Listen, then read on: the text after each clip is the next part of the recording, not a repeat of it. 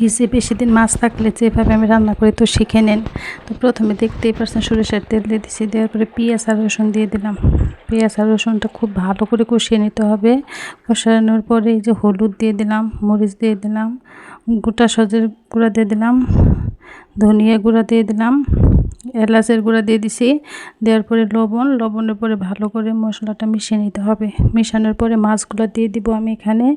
মাছটা দেওয়ার পরে খুবই ভালো করে নেড়ে চেড়ে নিতে হবে। এটা কিন্তু ফ্রিজে বেশি দিন ছিল, এই জন্যে আমি এইভাবে রান্না করি। তো খুব ফ্রিজে মাছ রাখলে কিন্তু এমনিতে ভালো লাগে না, আপনারা নিজেরাও জানেন। কিন্তু এইভাবে রান্না করলে বোঝা যাবে না যে অনেক দিন ছিল ফ্রিজে। আপনাদের সাথে আমি চ্যালেঞ্জ করে বলতে পারি। তো এই যে নেড়ে চেড়ে দেওয়ার পরে এখানে আমি একটু পানি দিয়ে দিছি। পানি দেওয়ার পরে আমি খুবই ভালো করে কিন্তু মাছটা কষিয়ে নিতে হবে।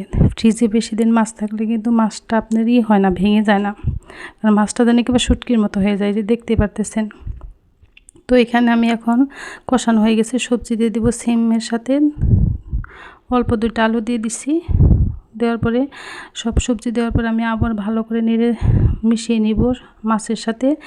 খুব ভালো করে আপনারা কিন্তু মাছ কষাবেন। আপনাদের আমি বারবার বলে দিতেছি, কারণ মাছ কষানোর উপরে কিন্তু ভেজে দিবেন না। ফ্রিজের মাছ ভেজে দিলেও কিন্তু ভালো লাগে না অনেক দিন থাকলে। এটা আপনারা এইভাবে কষিয়ে দিবেন। যদি ভাজেনও একটু ভেজে তারপরে কষিয়ে দিবেন। যেভাবে আমি রান্না করলাম, ভাজার পরে এভাবে রান্না করবেন, যারা আপনারা মাছ ভাজা ছাড়া খাইতে পারেন না।